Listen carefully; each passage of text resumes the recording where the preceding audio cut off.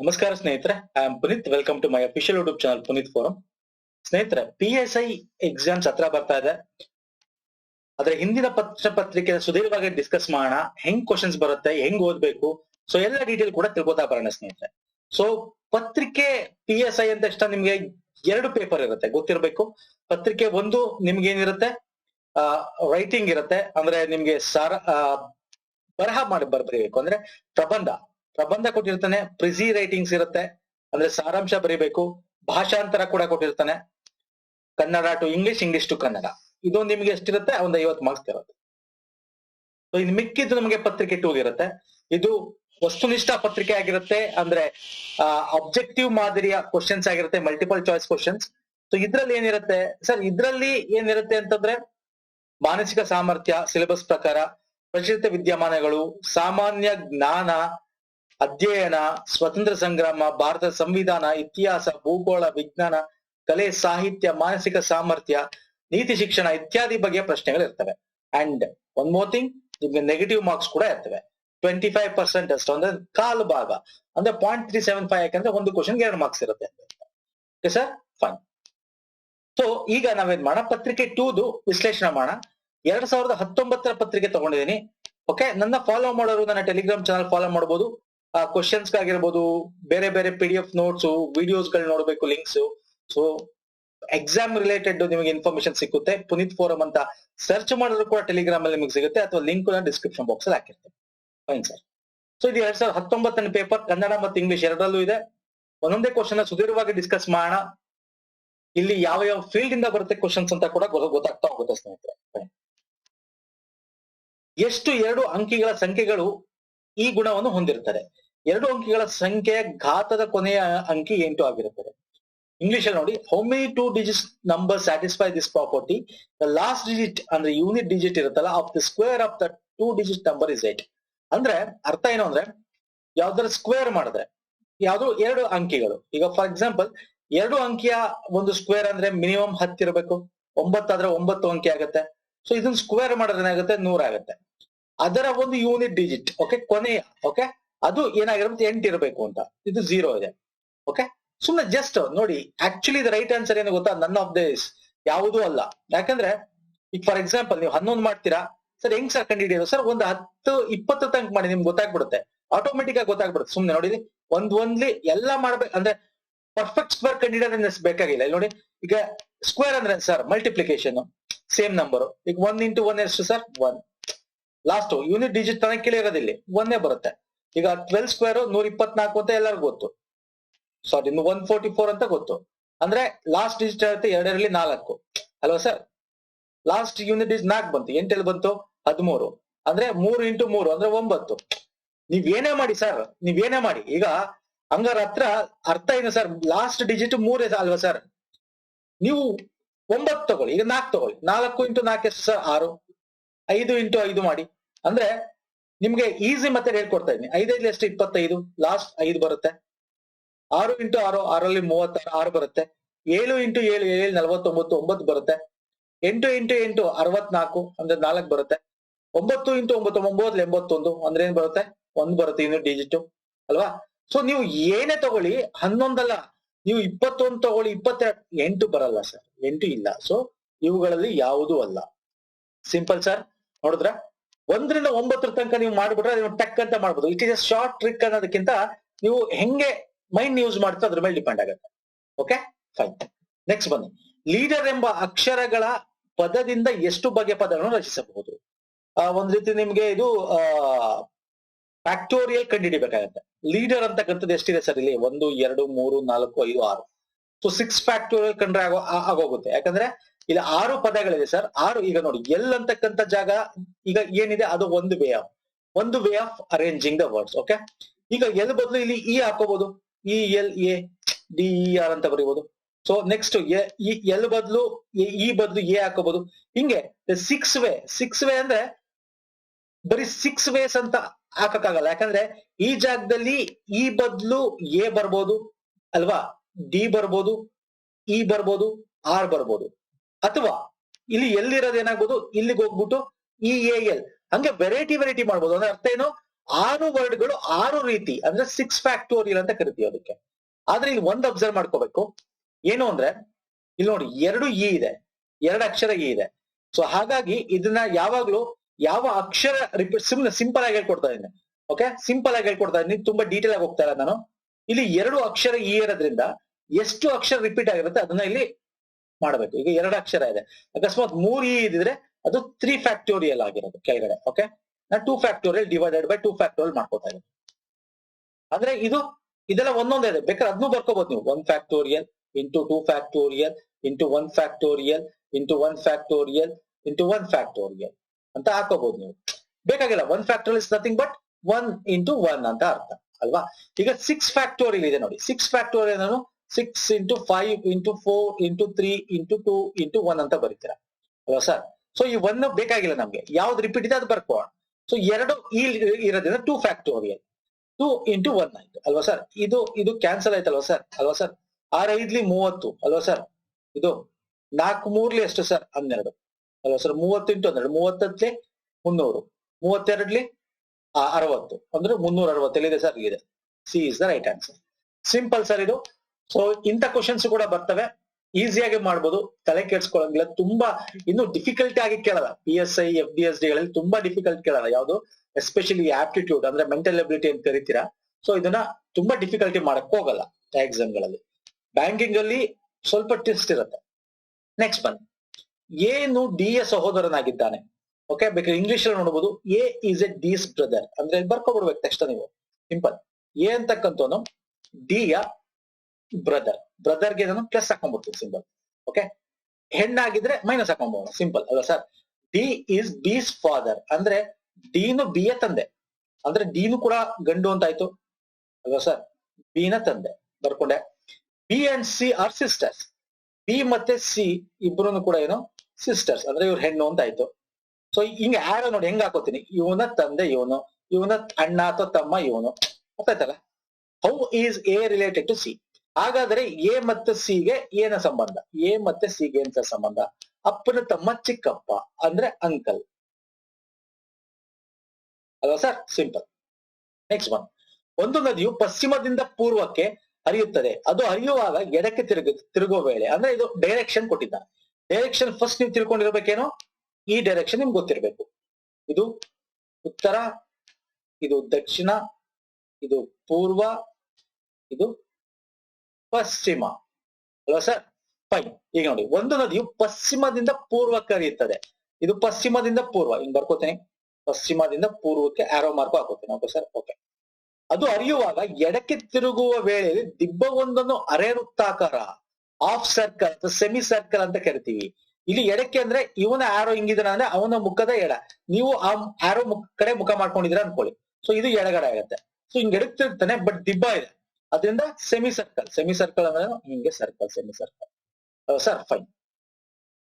ಸುತ್ತಿ ಮತ್ತೆ ಎಡ ತಿರುವು ತೆಗೆದುಕೊಳ್ತಾನೆ, ಅಂದ್ರೆ ಸೆಮಿ ಸರ್ಕಲ್ ಅಂದ್ರೆ ಅವನ್ ಎಲ್ಲಿದ್ದ ಅಲ್ಲೇ ಬಂದ ಅಂತ ಏನಿಲ್ಲ, ಬೇಕಾದ್ರೆ ಇದು ಇಲ್ಲೂ ಬೇಕಾದ್ರೆ ನಿಂತ್ಕೋಬಹುದು, ಎಲ್ಲಾರು ನಿಂತ್ಕೊಳ್ಳಿ. ಅಥವಾ ಈ ಸೆಮಿ ಸರ್ಕಲ್ ಬಂದು ಇಲ್ಲೂ ಎಂಡ್ ಆಗ್ಬೋದು, ಎಲ್ಲಾರು ಆಗ್ಲಿ. ಯಾಕಂದ್ರೆ ಇಲ್ಲಿ ನಮ್ಗೆ ಏನ್ ಕೊಟ್ಟಿದ್ದಾನೆ, ಯಾವುದೇ ಆದ ಒಂದು ಮೀಟರ್ ಅಳತೆ ಕೊಟ್ಟಿಲ್ಲ, ಅದ್ರಿಂದ ಎಲ್ಲಿ ಬೇಕಾದ್ರೂ ಹಾಕೊಳ್ಳಿ. ಫೈನ್.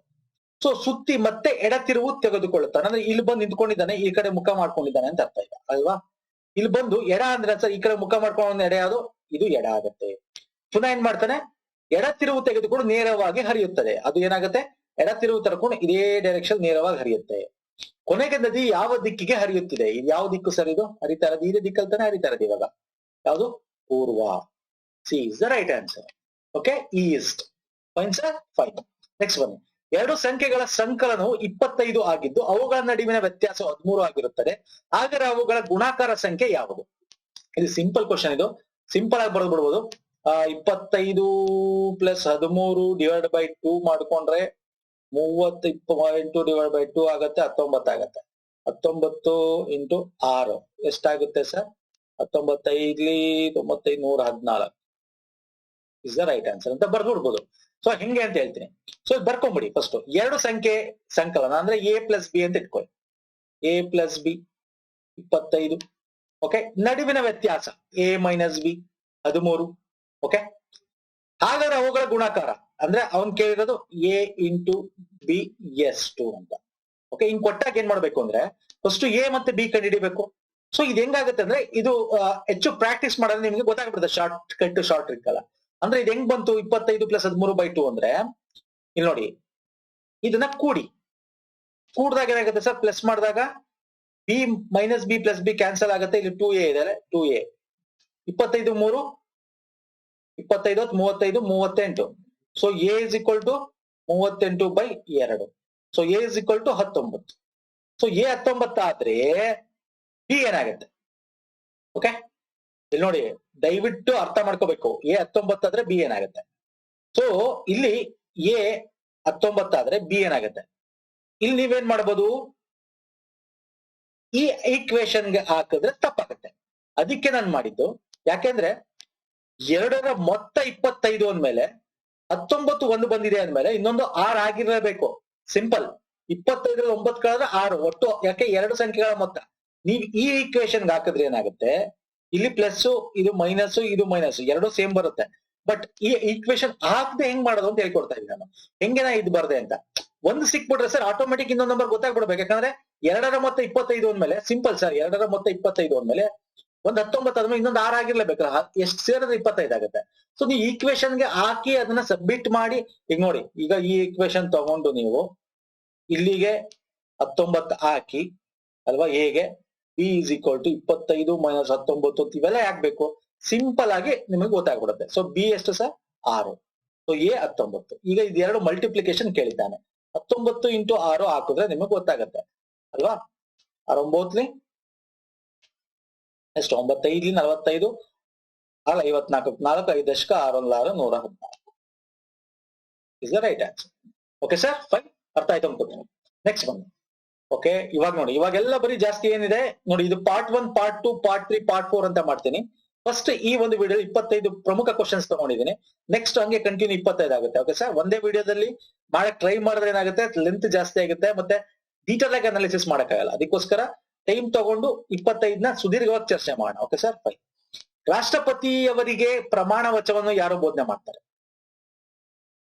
ಸಿಂಪಲ್ ಕ್ವಶನ್ ಇದು. ಭಾರತದ ಮುಖ್ಯ ನ್ಯಾಯಮೂರ್ತಿಗಳು. This is the right answer, chief justice of India. ಇದನ್ನ ಬಗ್ಗೆ ನಾನು ಹೇಳೋದು ಬೇಕಾಗಿಲ್ಲ, ಸಿಂಪಲ್ ಇದು. ನೆಕ್ಸ್ಟ್ ಬರೋಣ, ಯಾಕಂದ್ರೆ ಭಾರತದ ರಾಷ್ಟ್ರಪತಿ ಕಾರ್ಯಗಳು ತಿಳ್ಕೋಬೇಕು. ನೆಕ್ಸ್ಟ್ ಇನ್ನೊಂದು ಕ್ವಶನ್ ತಗೊಂಡಿದ್ದೀನಿ, ಅಲ್ಲಿ ಅದ್ರ ಬಗ್ಗೆ ಡೀಟೇಲ್ ಆಗಿ ಹೇಳ್ತೀನಿ. ಕಲ್ಯಾಣ ರಾಜ್ಯ ಎಂಬ ಪರಿಕಲ್ಪನೆಯು ಭಾರತದ ಸಂವಿಧಾನದ ಈ ಭಾಗದಿಂದ ಕಂಡು ಬರುತ್ತೆ. ಯಾವ ಭಾಗ? ಮೂಲಭೂತ ಕರ್ತವ್ಯ, ಪ್ರಸ್ತಾವನೆ, ನಿರ್ದೇಶಕ ತತ್ವಗಳು, ಮೂಲಭೂತ ಹಕ್ಕುಗಳು. So right answer directive principle of state policy, ನಿರ್ದೇಶಕ ತತ್ವಗಳಿಂದ ತಗೊಂಡಿರ್ತಕ್ಕಂಥದ್ದು. ಏನ್ ಹೇಳುತ್ತೆ ನಿರ್ದೇಶಕ ತತ್ವಗಳು?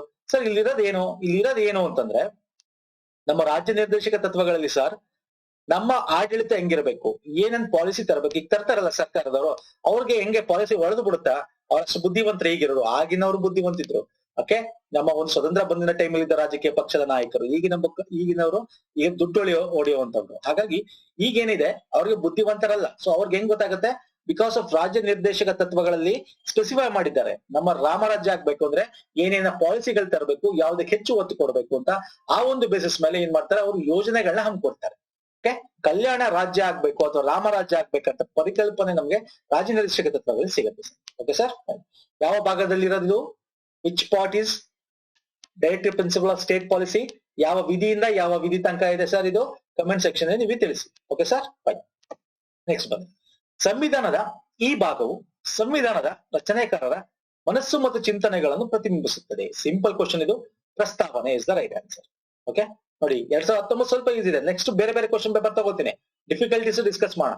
ಸ್ಟಾರ್ಟಿಂಗು ಯಾವ ಕ್ವಶನ್ ಪೇಪರ್ ಒಂದು ಸ್ಟಾರ್ಟಿಂಗ್ ಕ್ವಶನ್ ಈಸಿ ಇರುತ್ತೆ. ಇದು ಸ್ಟಾರ್ಟಿಂಗ್ ಕ್ವಶನ್ಸ್ ಅಲ್ವಾ, ಸ್ವಲ್ಪ ಹೋಗ್ತಾ ನೆಕ್ಸ್ಟ್ ಪಾರ್ಟ್ ಅಲ್ಲಿ ನಮ್ಮ ಇತಿಹಾಸ ಕ್ವಶನ್ಸ್ ಬರುತ್ತೆ, ಆಮೇಲೆ ಎಕನಾಮಿ ಕ್ವಶನ್ಸ್ ಬರುತ್ತೆ ಅಲ್ವಾ, ನಮ್ಮ ಅರ್ಥಶಾಸ್ತ್ರ. ಸೊ ಎಲ್ಲ ಡಿಸ್ಕಸ್ ಮಾಡಿಸ್ತಾ ಇದ್ದಾರೆ. ಸೊ ಪ್ರಸ್ತಾವನೆಯಲ್ಲಿ ಏನಿರುತ್ತೆ, ಇದು ಒಂದು ಭಾಗ, ಇದು ಒಂದು ಪ್ರಸ್ತಾವನೆ. ನಮ್ಮ ಸಂವಿಧಾನ ಇದು ಕೇಳ್ತಾನೆ, ಸಂವಿಧಾನದ ಭಾಗ. ಓಕೆ, ಮೊದಲು ಇದು ಭಾಗ ಅಲ್ಲ ಅಂತ ಬೇರೆ ಕೇಸಲ್ಲಿ ಹೇಳಿದ್ರು. ಆಮೇಲೆ ಇದು ನಮ್ಮ ಸಂವಿಧಾನದ ಭಾಗ ಅಂತ ಒಂದು ತೀರ್ಮಾನದಲ್ಲಿ ಹೇಳ್ತಾರೆ. ಯಾವ ಕೇಸ್ ಅದು? ಯಾವ ಕೇಸ್ ಸ್ಟಡಿ ಅದು? ಯಾವ ಒಂದು ಸುಪ್ರೀಂ ಕೋರ್ಟ್ ತೀರ್ಪಿನಲ್ಲಿ ಪ್ರಸ್ತಾವನೆ ನಮ್ಮ ಒಂದು ಸಂವಿಧಾನದ ಭಾಗ. ಓಕೆ, ಆದ್ರೆ ಇದನ್ನು ನ್ಯಾಯಾಲಯದಲ್ಲಿ ಅನುಷ್ಠಾನ ಮಾಡಂಗಿಲ್ಲ. ಇದು ತಿಳ್ಕೊಬೇಕಾಗಿರೋ ಪಾಯಿಂಟ್. ನ್ಯಾಯಾಲಯದಲ್ಲಿ ಅನುಷ್ಠಾನ ಮಾಡ್ಬೇಕು ಅಂತ ಕೇಸ್ ಹಾಕಂಗಿಲ್ಲ.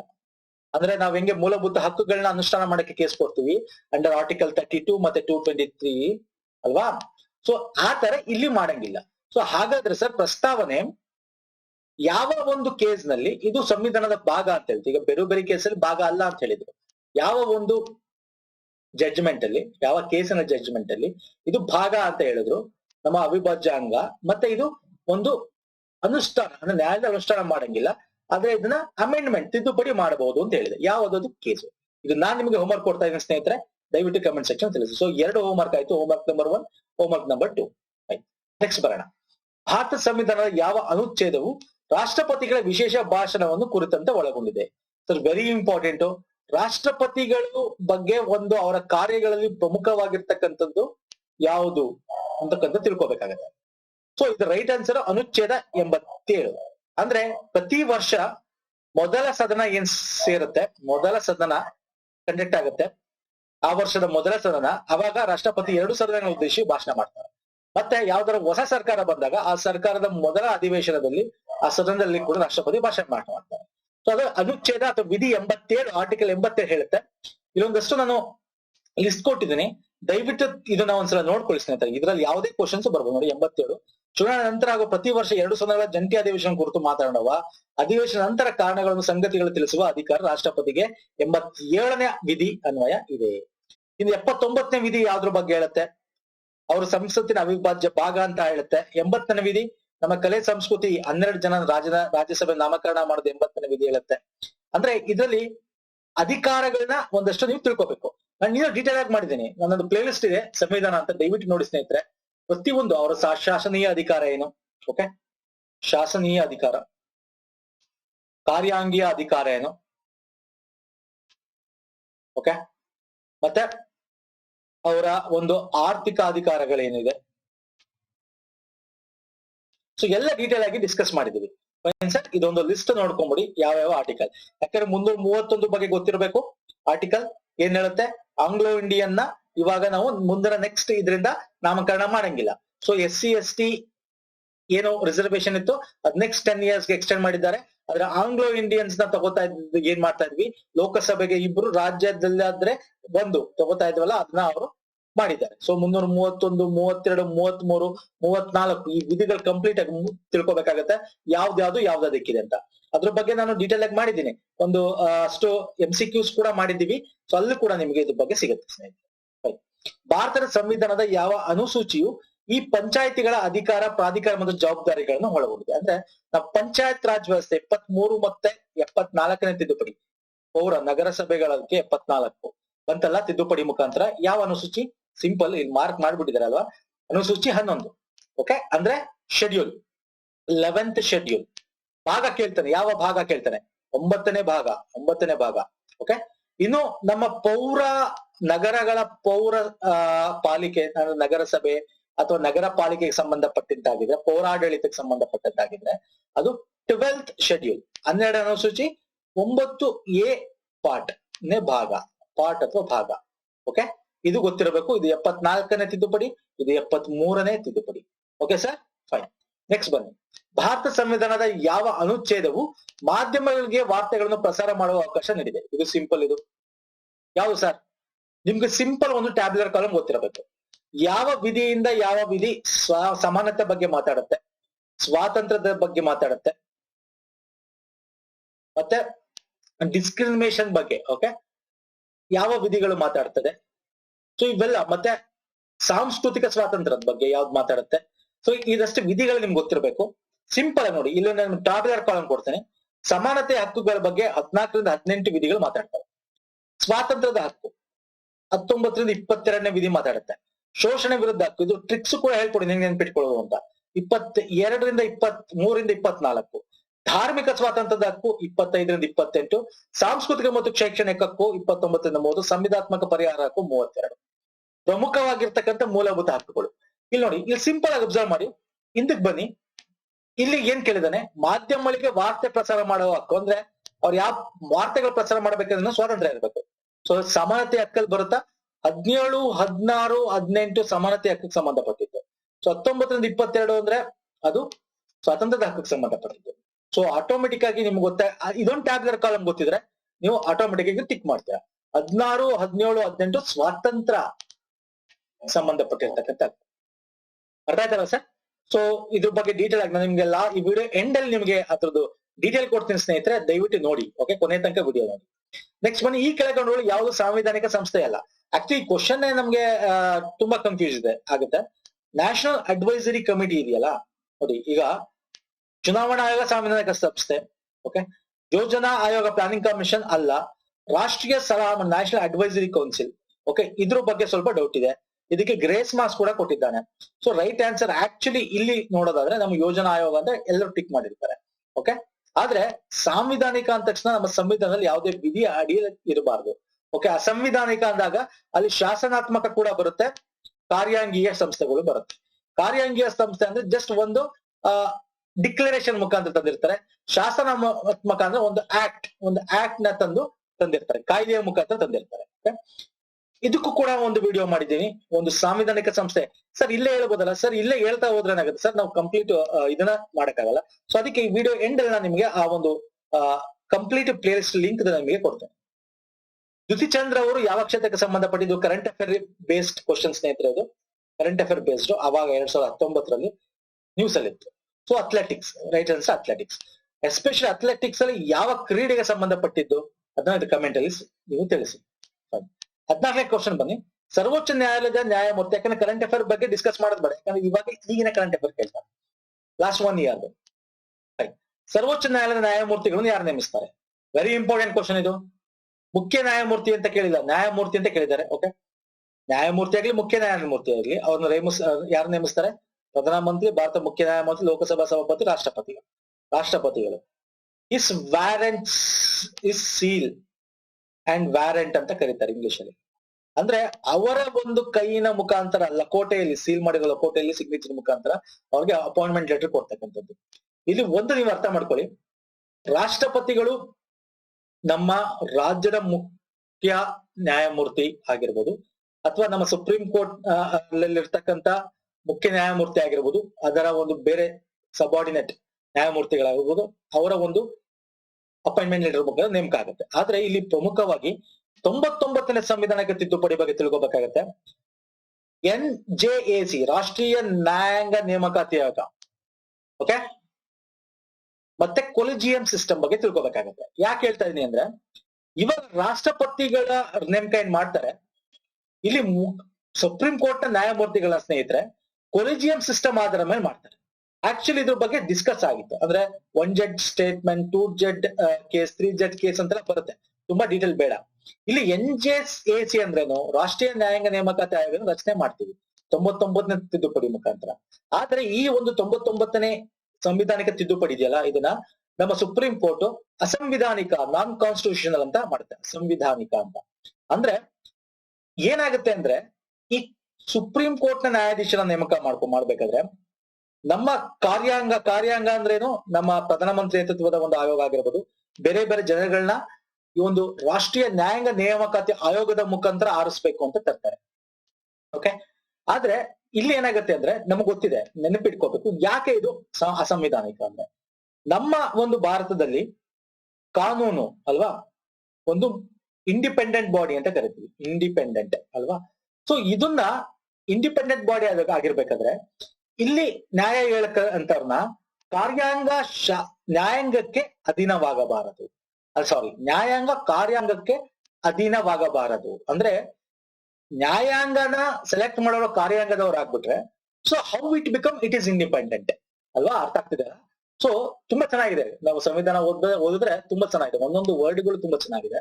ಸೊ ಯಾವಾಗ್ಲೂ ಶಾಸಕಾಂಗ ಇಸ್ ಇಂಡಿಪೆಂಡೆಂಟ್, ಕಾರ್ಯಾಂಗ ಇಸ್ ಇಂಡಿಪೆಂಡೆಂಟ್, ನ್ಯಾಯಾಂಗ ಇಸ್ ಇಂಡಿಪೆಂಡೆಂಟ್ ಆಗಿರ್ಬೇಕು. ಸೊ ಹಿಂಗೆ ಮೂರುನು. ಹಾಗಾಗಿ ಈ ಒಂದು 99ನೇ ತಿದ್ದುಪಡಿ ಏನ್ ಮಾಡ್ತಾರೆ, ತುಂಬಾ ಇನ್ನೂ ಡೀಟೇಲ್ ಆಗಿ ಹೇಳ್ತಾರೆ. ಜಸ್ಟ್ ನಿಮಗೆ ಒಂದು ಐಡಿಯಾ ಕೊಡ್ತೇನೆ.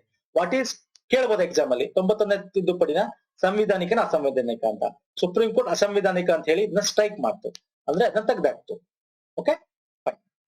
ಹಾಗಾದ್ರೆ ಕೊಲಿಜಿಯಂ ಸಿಸ್ಟಮ್ ಅಂದ್ರೇನು ಅಂದ್ರೆ, ಸರ್ ಇಲ್ಲಿ ಜಡ್ಜ್ಗಳ ಒಂದು ಗ್ರೂಪ್ ಇರುತ್ತೆ, ಅವರ ಜಡ್ಜ್ಗಳನ್ನ ಮಾಡ್ಕೊಳ್ಳಿ. ಸುಪ್ರೀಂ ಕೋರ್ಟ್ ಜಡ್ಜ್ ಯಾರಾಗ್ಬೇಕು, ಇಲ್ಲಿ ನಾನು ಅವರ ಒಂದು ಎಲಿಜಿಬಿಲಿಟಿ ಬಗ್ಗೆ ಮಾತಾಡ್ತೇನೆ. ಅರ್ಹತೆ ನಿಮ್ಗೆ ಗೊತ್ತಿದೆ, 10 ವರ್ಷ ಲಾಯರ್ ಅಥವಾ 5 ವರ್ಷ ಜಡ್ಜ್ ಆಗಿರ್ಬೇಕು, ಇಷ್ಟು ವಯಸ್ಸಾಗಿರ್ಬೇಕು, ನೋ ಎಕ್ಸ್ಪೀರಿಯನ್ಸ್ ಎಷ್ಟಿರ್ಬೇಕು, ಅದ್ರ ಬಗ್ಗೆ ಮಾತಾಡ್ತಾ ಇಲ್ಲ. ಇದ್ರೂ ಕೂಡ ತುಂಬಾ ಜನ ಸಿಗ್ತಾರೆ. ಅದ್ರಲ್ಲಿ ಯಾರನ್ನ ಆರಿಸ್ಬೇಕು?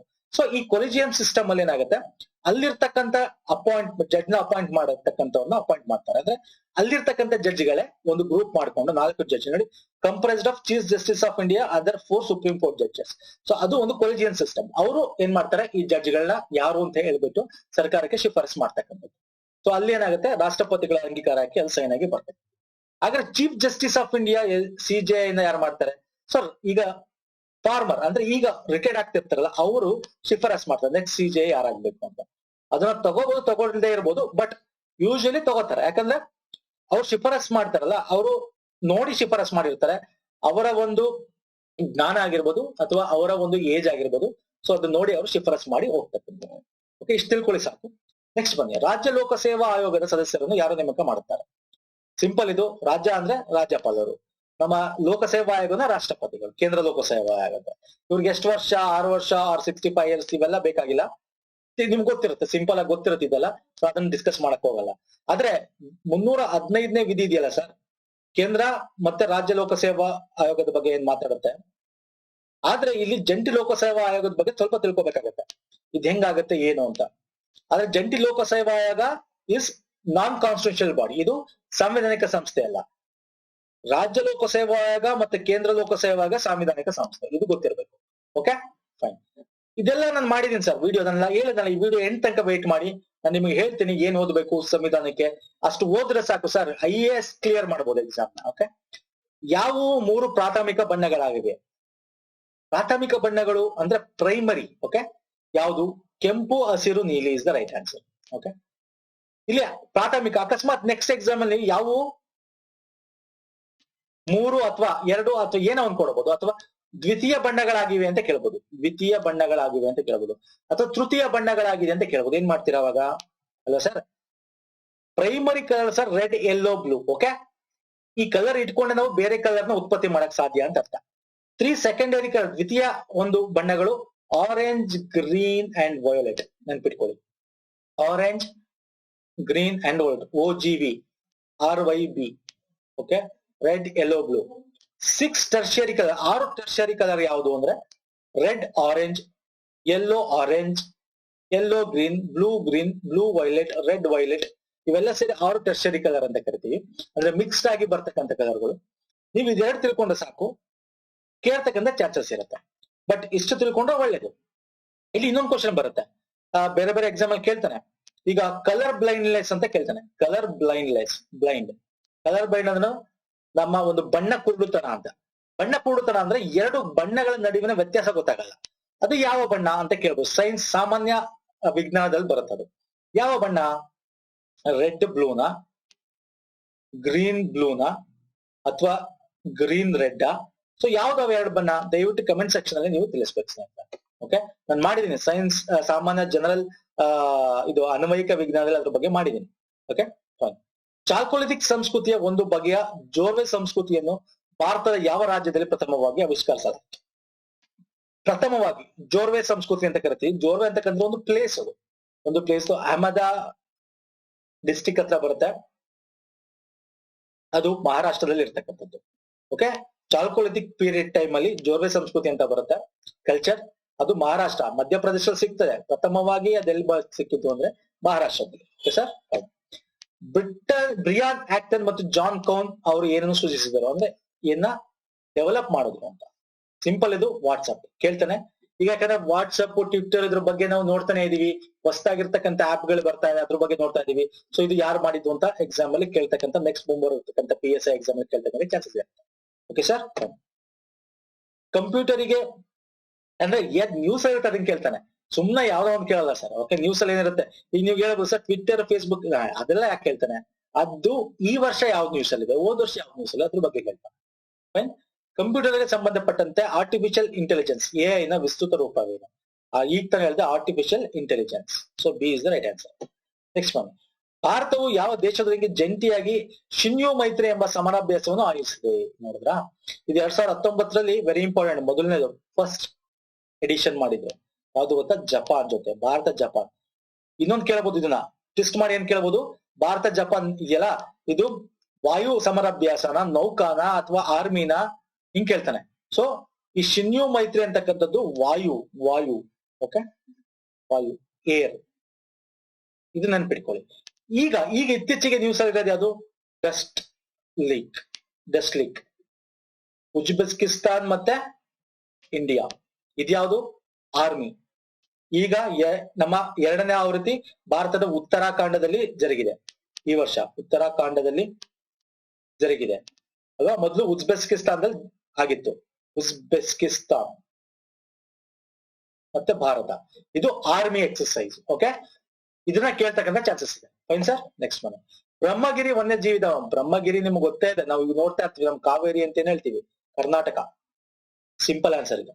ನೆಕ್ಸ್ಟ್ ಒನ್, ಈ ಕೆಳಕಂಡವರಲ್ಲಿ ಯಾರನ್ನು ಭಾರತದ ಪುನರುಜ್ಜೀವನದ ಪಿತಾಮಹ ಅಂತ ಕರಿತೀವಿ? ಸಿಂಪಲ್, ಪುನರುಜ್ಜೀವನ, ಫಾದರ್ ಆಫ್ ಇಂಡಿಯನ್ ರೆನೈನ್ಸೆನ್ಸ್ ಅಂತ ಕರಿತೀವಿ. ರಾಜಾರಾಮ್ ಮೋಹನ್ ರಾಯ್ ಅಲ್ವಾ ಸರ್? ರಾಜಾರಾಮ್ ಮೋಹನ್ ರಾಯ್ ಸಾಮಾಜಿಕ ಸುಧಾರಕರು ಅಲ್ವಾ ಸರ್ ಇವರು?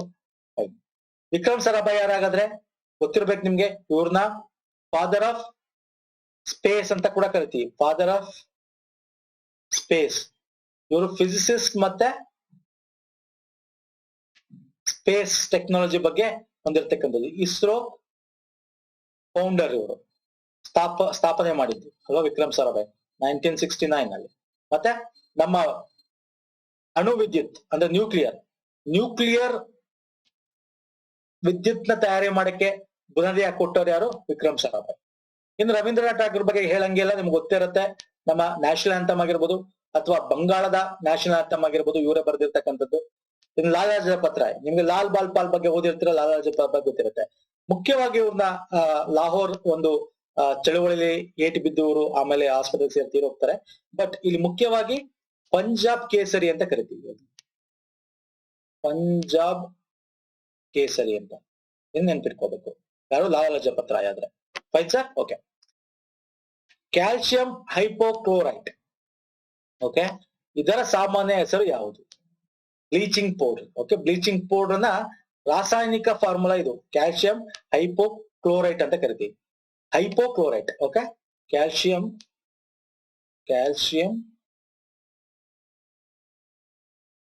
ಹೈಪೋಕ್ಲೋರೈಟ್ ಅಂತ ಕರಿತೀವಿ. Okay sir, bleaching powder. Fine. Okay, ಇದು ಬೇಕಿಂಗ್ ಸೋಡಾ ತಿಳ್ಕೊಬೇಕಾಗತ್ತೆ, ವಾಷಿಂಗ್ ಸೋಡಾ, ಬೇಕಿಂಗ್ ಪೌಡರ್ ತಿಳ್ಕೊಬೇಕಾಗತ್ತೆ. ಫೈನ್. ನೆಕ್ಸ್ಟ್ ಬನ್ನಿ, ಭಾರತದಲ್ಲಿ ನೂನ್ಮತಿ ಎಂಬ ಸ್ಥಳವು ಈ ಕೆಳಗಡೆ ಯಾವ ಕ್ಷೇತ್ರಕ್ಕೆ ಸಂಬಂಧಪಟ್ಟಿತ್ತು? ಸೊ ಇದು ಅವಾಗ ನ್ಯೂಸ್ ಅಲ್ಲಿ ಇತ್ತು. ನೂನ್ಮತಿ ಅಂತಕ್ಕಂಥದ್ದು ಕೂಡ ನಮಗೆ ಮೊದ್ಲಿಂದನೂ ಕೂಡ ನಮಗೆ ಗೊತ್ತಿದೆ. ಇದು ನಾವು ಸ್ಟಾಟಿಕ್ ಪಾರ್ಟ್ ಓದಿದ್ರೆ ಗೊತ್ತಿರುತ್ತೆ. ಪೆಟ್ರೋಲಿಯಂ ಕೈಗಾರಿಕೆಗಳಿಗೆ ಸಂಬಂಧಪಟ್ಟಿರ್ತಕ್ಕಂಥದ್ದು. Okay, petroleum industry. Fine. Next ಬನ್ನಿ, ಭಾರತದ ಈ ಕೆಳಕಂಡ ನಗರವು ಸಮುದ್ರದ ನೀರಿನ ಕೊಳಗಳಿಗೆ ಪ್ರಸಿದ್ಧವಾಗಿದೆ, ಲಗೂನ್ಸ್ ಗಳಿಗೆ. ಓಕೆ, ಲಗೂನ್ಸ್. ಇದನ್ನು ಪೂರ್ವದ ವೆನಿಸ್ ಅಂತ ಕೂಡ ಕರಿತೀವಿ, ಈಸ್ಟ್ ವೆನಿಸ್. ಅಂದ್ರೆ ಇಲ್ಲಿ ಏನಾಗುತ್ತೆ ಗೊತ್ತಾ, ಇಲ್ಲಿ ಲಗೂನ್ಸ್ ಗಳಲ್ಲಿ ನಾವು ಇಲ್ಲಿ ನೋಡ್ಬೋದು ಹೈದರಾಬಾದ್, ಜೈಪುರ, ಮುಂಬೈ, ಅಲ್ಫೋನ್ಸಾ ಅಂತಿದೆ. So right answer Alphonsa. Alphonsa ಎಲ್ಲಿದೆ ಸರ್? ಕೇರಳ. ನಾವು ಬೋಟ್ ಹೌಸ್ ಎಲ್ಲ ನೋಡ್ತೀವಿ.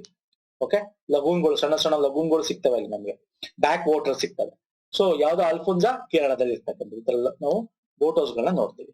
Fine sir. ಓಕೆ, ಸೊ ಇವತ್ತಿನ 25 ಕ್ವಶನ್ ಮುಗೀತು. ನಾನ್ ನಿಮ್ಗೆ ಏನ್ ಹೇಳಕ್ ಬಂದೆ ಅಂದ್ರೆ, ಇಲ್ಲಿ ಒಂದು ಸಪರೇಟ್ ಪ್ಲೇ ಲಿಸ್ಟ್ ಇದೆ. ನಮ್ಮ ಒಂದು ಪುನೀತ್ ಫೋರಂ ಚಾನಲ್ಗೆ ಹೋದ್ರಿ, ನೋಡಿ ಪ್ಲೇ ಲಿಸ್ಟ್ ಅಲ್ಲಿ ಹೋದ್ರೆ ನಿಮ್ಗೆ ಹೋಮ್ ಅಂತ ಇರುತ್ತೆ, ವಿಡಿಯೋ ಪ್ಲೇ ಲಿಸ್ಟ್ ಅಂತ ಇರುತ್ತೆ.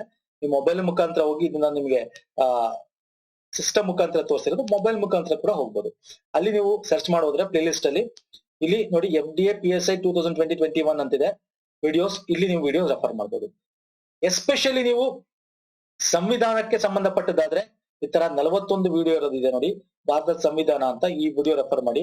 ಸಂವಿಧಾನದ ಯಾವುದೇ ಪ್ರಶ್ನೆ ಕೇಳೋದು ನಿಮ್ಗೆ PS ಅಲ್ಲಿ 90 ಐ ವಿಲ್ ಕನ್ಫರ್ಮ್ 95 to 99% ನೀವು ಆರಾಮಾಗಿ ಆನ್ಸರ್ ಮಾಡ್ತೀರಾ ಈ ಒಂದು ಪ್ಲೇ ಲಿಸ್ಟ್ ನೋಡಿದ್ರೆ ನೀವು. Okay, so almost all complete ಇದೆ, ಫ್ರೀ ಕ್ಲಾಸಸ್. ಇದು ಕೂಡ ಬೇರೆ ಬೇರೆ ಎಲ್ಲ ಲ್ಯಾಂಗ್ವೇಜ್ ಇದೆ. ಮತ್ತೆ ಸೈನ್ಸ್ ಬಜೆಟ್ ಬಗ್ಗೆ, ಈಗಿನ ಬಜೆಟ್ ಬಗ್ಗೆ ವಿಡಿಯೋಸ್ ಇದೆ. ಓಕೆ, ವ್ಯಾಕರಣದ ಬಗ್ಗೆ ವಿಡಿಯೋಸ್ ಇದೆ. ಮತ್ತೆ ಸೈನ್ಸ್ ಅಂಡ್ ಟೆಕ್ನಾಲಜಿ ಬಗ್ಗೆ ಒಂದು ಸಪರೇಟ್ ಪ್ಲೇ ಲಿಸ್ಟ್ ಮಾಡಿದೀವಿ. ಓಕೆ, ಸೈನ್ಸ್ ಬಗ್ಗೆ ಜನರಲ್ ಸೈನ್ಸ್ ಮತ್ತೆ ಅಪ್ಲೈಡ್ ಸೈನ್ಸ್, ಬಯಾಲಜಿ, ರಾಸಾಯನಶಾಸ್ತ್ರ, ಜೀವಶಾಸ್ತ್ರ, ಅದನ್ನು ಕೂಡ ನೀವು ರೆಫರ್ ಮಾಡಬಹುದು ಸರ್. ಸೊ ಅಷ್ಟು ಹೇಳ್ತಾ ಇಲ್ಲಿಗೆ ವಿಡಿಯೋ ಮುಗಿಸ್ತಾ ಇದೀನಿ ಸರ್. ನೆಕ್ಸ್ಟ್ ಪುನಃ ಪಾರ್ಟ್ 2 ವಿಡಿಯೋ ಪುನಃ ಸಿಗ್ತೀನಿ. ನಮಸ್ಕಾರ, ಧನ್ಯವಾದಗಳು.